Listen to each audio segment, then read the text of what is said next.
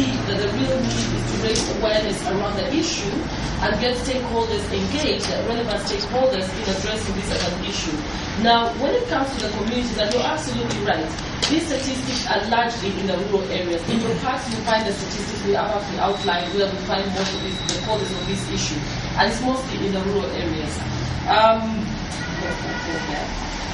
It's mostly in the rural areas. So what we are going to have, by the way, representation during the race from children in the regional, out of Kampala as well. They will be represented during the race. They're not necessarily here, largely because it's difficult. You can't get children out of school, for a full day. We have to get permission. For Keza, her mother is here to ensure she takes her right back to school. So we do not necessarily want to put ourselves in a position where we take the children out of school. That's why they're not here representing the upcountry children.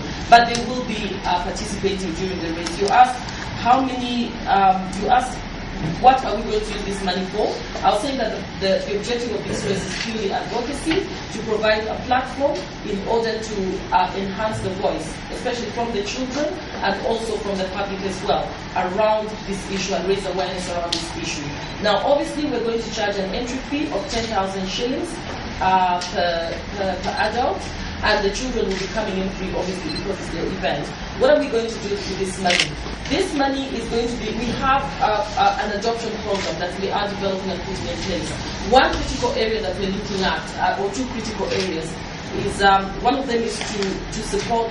We have one of our partners who is PACE, who have a mama kit that they have developed, and we want to see how we can adapt that mama kit to include information on nutrition as they're being distributed out into the communities. And there's a whole network that distributes this mama kit to the communities that contribute towards give advice to mothers, pregnant mothers when they're pregnant. So nutrition will be a very key component of that mama kit. And secondly, also how to prepare for childbirth and how to look after a newborn child and an older child. So that will be nutritional information in there, but also it's going towards supporting the educational effort of the community health workers within the communities in the regional areas, who are the first point of contact. The health workers are the first point of contact within the rural communities when it comes to information or education on health and nutrition. So this money is going towards that particular support, and we are going to account for it to the public. We will account to the public how we're going to spend it, how much has been collected from the gate collections, and how we're actually going to use it as well.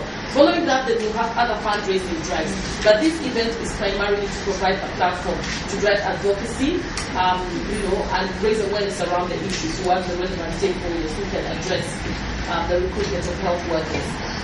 Thank you very much, Eva.